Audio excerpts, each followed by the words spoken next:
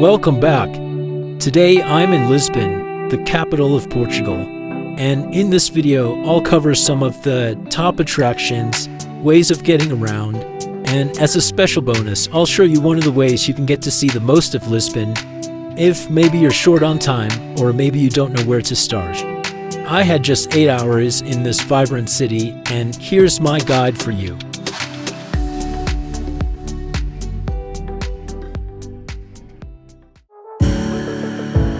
This might not be everybody's way of getting to Lisbon, but we arrived by cruise ship. Coming in from the Atlantic up the Tagus estuary, watching us approach the city. A boat to pass under the suspension bridge named after the 25th of April to commemorate the coup that took place in 1974. The bridge has actually been here since 1966. And bears similarity to the San Francisco Suspension Bridge. Now, passing under this bridge was a bit terrifying. I'm sure they check all the tides and clearances in advance, but it looks pretty tight to me. We're on Liberty of the Seas, a Freedom-class ship in the Royal Caribbean Fleet. I can show you all there is to know about that in my sister channel, The Walking Cruiser, where you can find a full ship tour. I'll provide a link to that in the description. It was indeed a beautiful, scenic way to arrive into Lisbon. The cruise port is central to the city. Lisbon is on a hill, quite a steep hill, and you'll find these viewpoints called Miradouros scattered throughout. The higher you go, the better the view. This one was only a 15-minute walk to get to.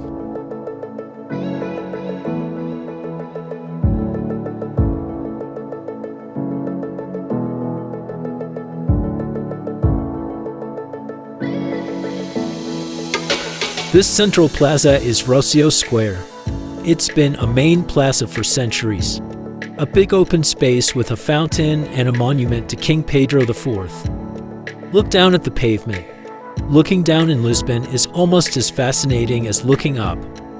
This is an example of Lisbon's iconic tiled footpaths known as Calçada Portuguesa or Portuguese pavement. These decorative walkways stretch across the city's plazas and sidewalks, so look out for them.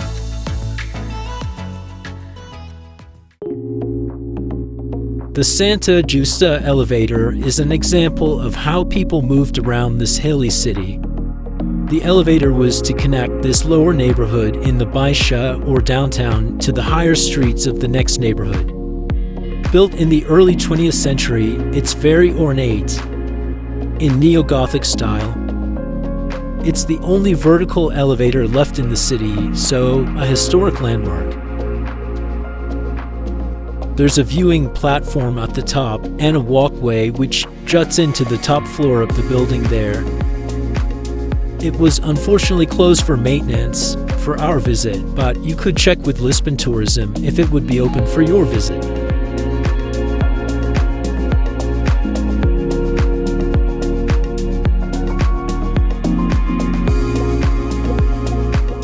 This small square is the gateway to the Barrio Alto neighborhood. Exploring Lisbon on foot is possible, but options for getting around are plenty. You've got a vast tram network, the metro system, one working funicular, buses, or these tuk-tuks too, which you see everywhere, for a private tour option. Another example of the intricate Portuguese pavement here.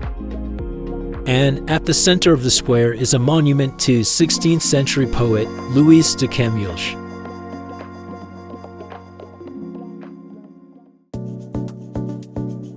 We're down by the water now at the Praça do Comercio.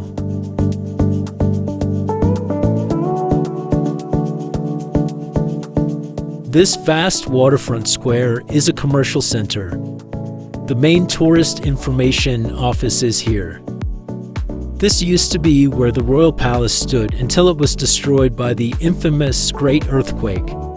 Now there are shops, restaurants, and cafes where you can enjoy its great riverside location. This is the Rua Augusta Arch, which has the option to go up and for great views. Rua Augusta is a picturesque pedestrianized street. It's definitely a must-see on your visit.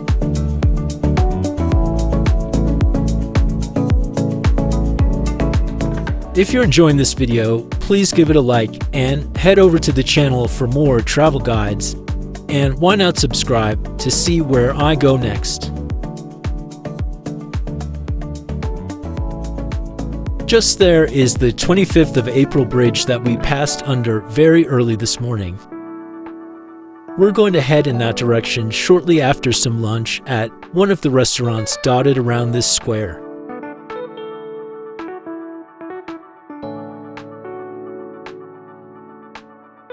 More than just the city, this region surrounding Lisbon is accessible too. We'll jump over to Almada later in the video.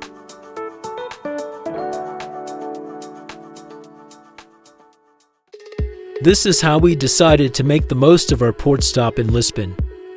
A tour on an amphibious craft with a guide. Through the city streets with a good guide to let you know what you were seeing, what the significance is. Sometimes if you are just walking on your own, you can miss out on that. Passing the Praca de Comercio again, which is a transport hub. You see more of the tuk-tuks and the trams. So many transport options here.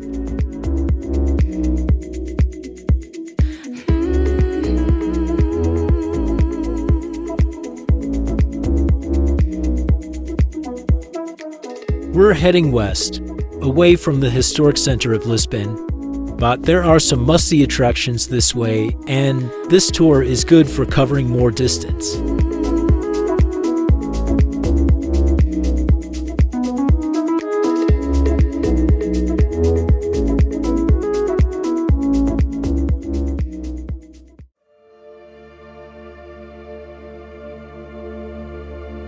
We've reached one of the local marinas, and this tour is about to get interesting.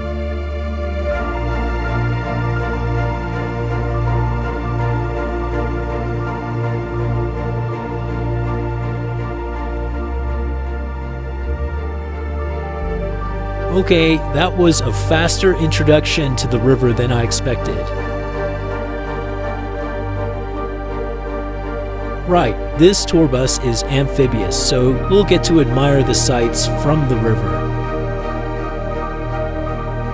We're going to sail past two main points of interest, Belem Tower and the Monument to the Discoveries.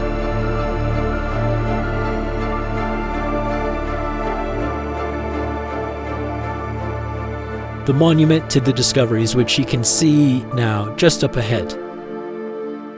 But first, the Belem Tower. It made the UNESCO World Heritage List in 1983 and is an easily recognizable symbol of the city of Lisbon. It was the ceremonial gateway to Lisbon in the Middle Ages. It was a fortress and a prison. You can visit the inside, although I think you could admire it best from the water like we did.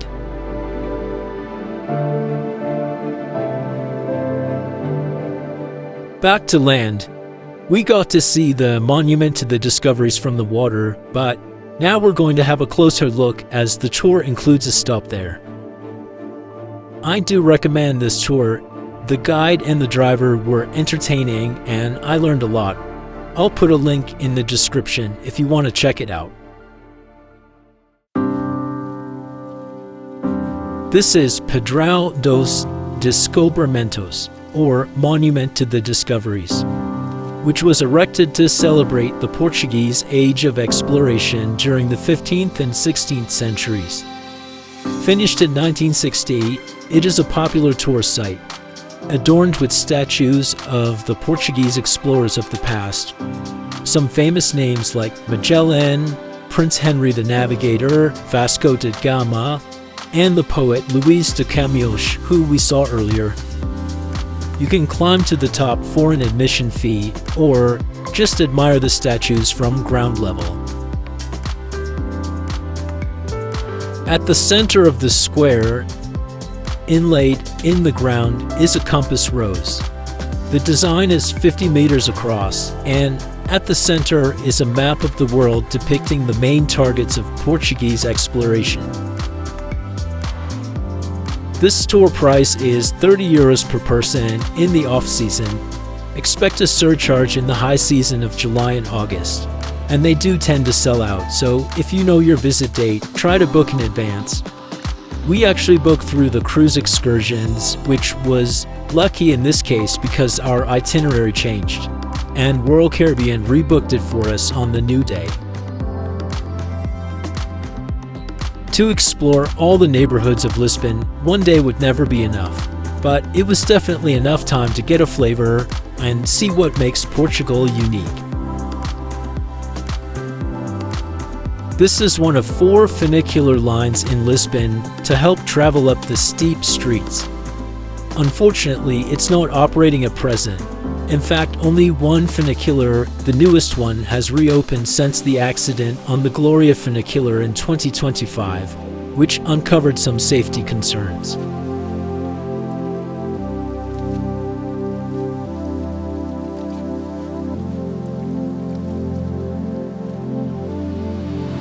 For the ultimate view of Lisbon, you need to cross to the other side. Here is the monument to Christ the King. It was inspired by Christ the Redeemer statue atop Corcovado in Rio de Janeiro. This Catholic sanctuary is open to the public. The viewing platform is 82 meters up, but being on a mount already provides sweeping views of the entire city and the Tagus estuary.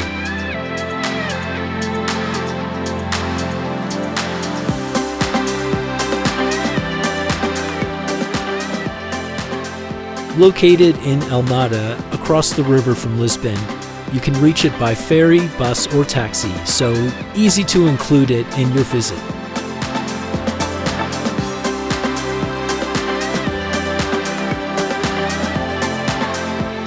I do hope you enjoyed this video and that it has inspired you to visit Lisbon. You can find me on Instagram and TikTok. Bye for now, and see you in the next video.